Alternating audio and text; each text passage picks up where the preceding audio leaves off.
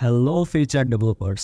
So আমাদের আজকের me too topic হলো HTML এর অ্যাড্রেস ট্যাগ। ঠিক আছে, সো চলুন শুরু করা যাক। সো প্রথমেই আমি যদি এখানে দেখাই আপনাদেরকে, সো এই লাইনটাতে একটু যদি আপনারা পড়েন, সো এখানে দেওয়া আছে the address tag defines the contact information for the author অথবা owner of a document or an article. তো এখানে এই পারে বোঝাচ্ছে অ্যাকচুয়ালি যে আপনি অ্যাড্রেস ট্যাগটা যদি ডিফাইন করেন আপনার এই HTML এর মধ্যে বা আপনার ওয়েবসাইটে, তাহলে এই অ্যাড্রেস ট্যাগের মাধ্যমে আপনি আপনার যে ডকুমেন্ট আছে সেই ডকুমেন্টের যে ওনার আছে সেই ওনারের ইনফরমেশন আপনি প্রোভাইড করতে পারবেন। অথবা আপনি যদি আপনার ওয়েবসাইটে যদি কোনো আর্টিকেল ইউজ করেন বা আর্টিকেল ট্যাগ ইউজ করেন, তাহলে সেই আর্টিকেলের জন্য আপনি তার অথর বা রাইটারের ইনফরমেশন প্রোভাইড করতে পারবেন। এই হলো অ্যাকচুয়ালি মেন জিনিস যেটা হচ্ছে অ্যাড্রেস ট্যাগের কাজ। ঠিক আছে, সো আমরা জানলাম দুইটা জিনিস, যে অ্যাড্রেস ট্যাগ দিয়ে দুইটা জায়গায় আপনার তাদের কন্ট্যাক্ট ইনফরমেশন দেওয়া যায়। লাইক একটা হচ্ছে ডকুমেন্ট বা যেটা আমরা HTML লিখতেছি না, এই কমপ্লিটটাকে বলেন ডকুমেন্ট। এই ডকুমেন্টের যে ওনার তার ইনফরমেশন আপনি এই অ্যাড্রেস ট্যাগের মাধ্যমে দিতে পারবেন।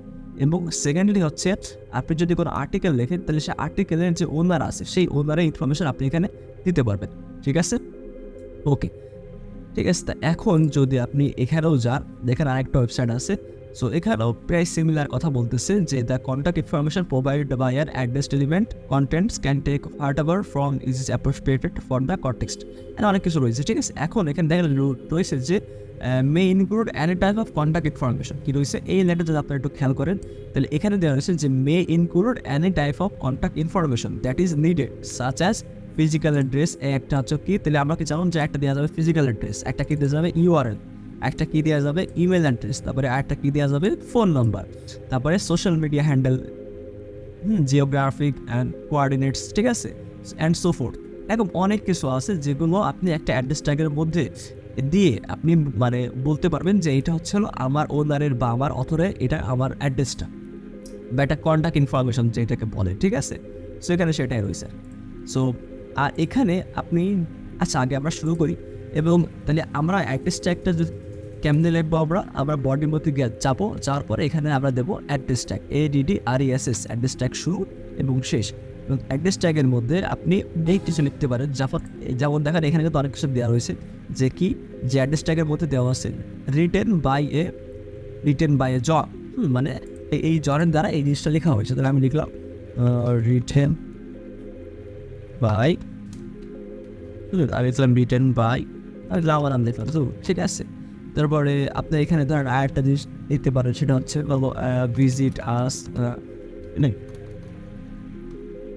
ভিজিট আস অ্যাট এখানে সামথিং আপনি দিলেন। তারপরে এখান থেকে ধরেন আপনি আপনার যে বাসার হোল্ডিং অ্যাড্রেস বা আপনার বাসার অ্যাড্রেসটা সেটা দিলেন। ঠিক আছে, আমি ধরে দিলাম যে আমার বাসার অ্যাড্রেসটা বা যে কোনো আপনি দিতে পারেন, যেমন দিলেন যে যশোর, সো বা ঢাকা, ঢাকা। ঠিক আছে, অনেক কিছু হবে, মোটামুটি আপনি অ্যাড্রেসটা আপনার যে কোনো একটা অ্যাড্রেস বা যেটাকে কন্ট্যাক্ট অ্যাড্রেস বলে, আমাদের ওয়েবসাইটে তো একজন ওনার থাকে, সেই ওনারের যে একটা কন্ট্যাক্ট অ্যাড্রেসটা সেখানে সেটা আপনি এই অ্যাড্রেসটার মধ্যে দিতে পারবেন।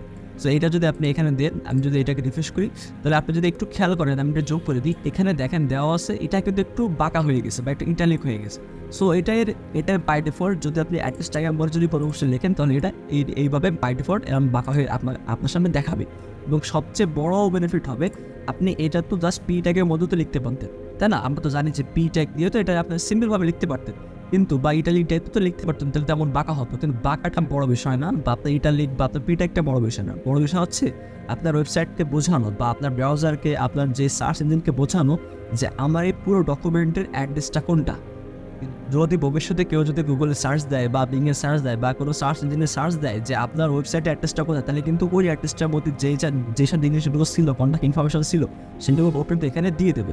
ঠিক আছে, সো আপনার বুঝতে হবে যে আমি যদি অ্যাড্রেসটা ইউজ করি, তাহলে অ্যাকচুয়ালি প্রপারভাবে আমি আমার অ্যাড্রেসটা প্রদান করতেছি আমার ওয়েবসাইটে। এই জন্য এখানে আমরা অ্যাড্রেস ট্যাগটা ইউজ করি। এখন অ্যাড্রেস ট্যাগটা আমরা কোথায় অ্যাকচুয়ালি ইউজ করি? আমি তো জাস্ট দেখালাম যে বডির মধ্যে ইউজ করি, কিন্তু অ্যাড্রেস ট্যাগটা অ্যাকচুয়ালি আমরা ফুটারের মধ্যে ইউজ করি।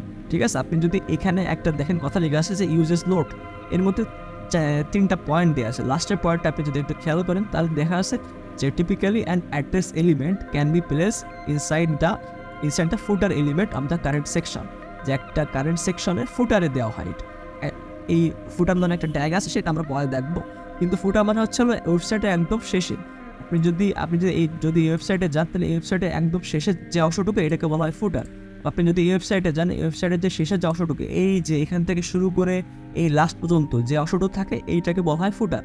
এক কথায় কোনো ডকুমেন্টের শেষের যে অংশটুকু থাকে বা কোনো ওয়েবসাইটের যে শেষের অংশটুকু থাকে তাকে ফুটার সেকশন বলা হয়, ঠিক আছে।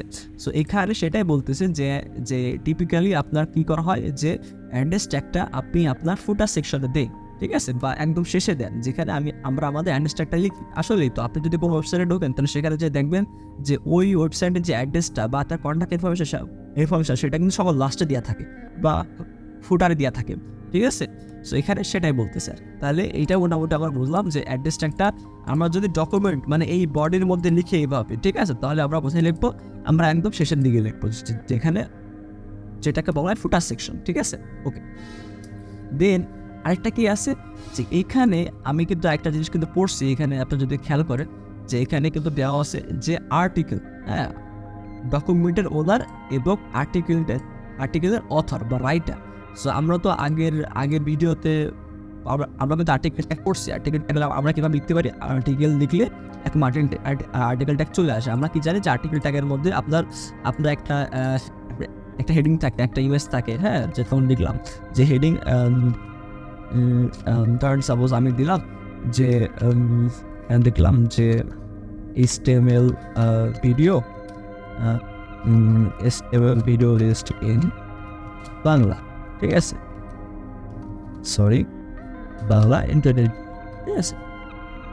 আচ্ছা, এখন এটা আমি লিখলাম, তাহলে এটা তো আমার একটা জাস্ট একটা হয়ে গেল, একটা একটা মানে হেডিং হয়ে গেলো, বা এখানে আমি H2 দিতে পারি, ঠিক আছে। আচ্ছা, দেন এরপরে আমরা কী দেবো, এরপরে আমরা হলো এখানে আমরা একটা ধরনের একটা পি দিলাম, পি দিয়ে এর মধ্যে আমরা লিখলাম লোডে স্টার্ট দিলাম সাপোজ, ওকে, ঠিক আছে। এখন আমি যদি রিফ্রেশ করি, তাহলে মোটামুটি এমন চলে আসলো, এবং উপরে আপনার HTML আছে। এবং এখন আপনি যদি খেয়াল করেন, এরপরে আমি মানে মোটামুটি আর্টিকেল যারা দেখছেন আর্টিকেল ট্যাগটা, তারা তো মানে জানতেন যেখানে ইউজ করতে হয়, একটা হেডিং ট্যাগ, একটা প্যারাগ্রাফ ট্যাগ, একটা ইমেজ ট্যাগ, আর অনেক কিছু আছে যেগুলো দেওয়া লাগে মোটামুটি ডেট, হ্যাঁ।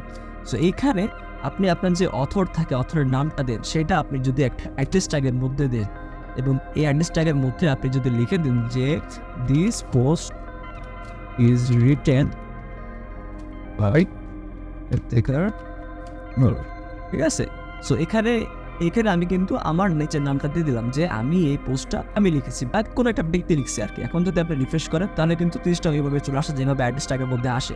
এখন অ্যাড্রেস ট্যাগটা আর্টিকেলের মধ্যে দিয়ে আবার মানে লাভটা কি হলো, কথা হচ্ছে কি, আমরা যখন আর্টিকেল ইউজ করি বিভিন্ন জায়গায়, বা আমরা যখন ব্লগ লিখি বিভিন্ন ওয়েবসাইটে, দেখবেন কি যে এক একটা ব্লগ কিন্তু এক একটা মানুষ লেখে, পুরো ওয়েবসাইটে ব্লগে জাস্ট একটা মানুষই লেখে না, মানুষের তো একটা বিষয় তো মানুষের তো অভিজ্ঞতা থাকে।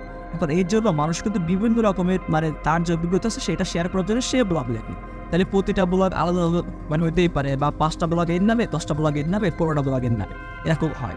তাহলে আপনি কিন্তু এমন করতে পারেন যে প্রতিটা ব্লগের বা প্রতিটা আর্টিকেলের আপনি কিন্তু চাইলে কিন্তু কী করতে পারেন, আপনি কিন্তু এমন কিছু করতে পারেন যে প্রতিটা আর্টিকেলের মধ্যে আপনি যদি অ্যাড্রেস ট্যাগ দিয়ে দেন, তাহলে কী হলো, যে অ্যাড্রেস ট্যাগের মাধ্যমে বোঝালো যে এই আর্টিকেলের যে কি যেন বলো ওকে, এই আর্টিকেলের যে অথর বা রাইটার, সে হলো আপনার এই ব্যক্তি যে যার নাম এখানে দেওয়া আছে। সো আপাতত এইটা যদি আমি কোনো একটা ব্রাউজারে শো করাই, তাহলে ও কিন্তু বুঝবে যে এই আর্টিকেলটা লেখা হয়েছে এই মানুষের দ্বারা, বা এখানে যদি আমি এইভাবে যদি লিখে দিতাম আর কি, ঠিক আছে, তাহলে কিন্তু আমাদের ব্রাউজার বা আমাদের সার্চ ইঞ্জিন কিন্তু বুঝতো যে এই আর্টিকেলটা লেখা হয়েছে আমাদের এই ব্যক্তির দ্বারা। তো এইভাবে আপনি আপনার যে অ্যাড্রেস ট্যাগটা দিয়ে আপনার যে অথর বা যে রাইটার, তার ইনফরমেশন এইভাবে আপনি কিন্তু শেয়ার করতে পারেন।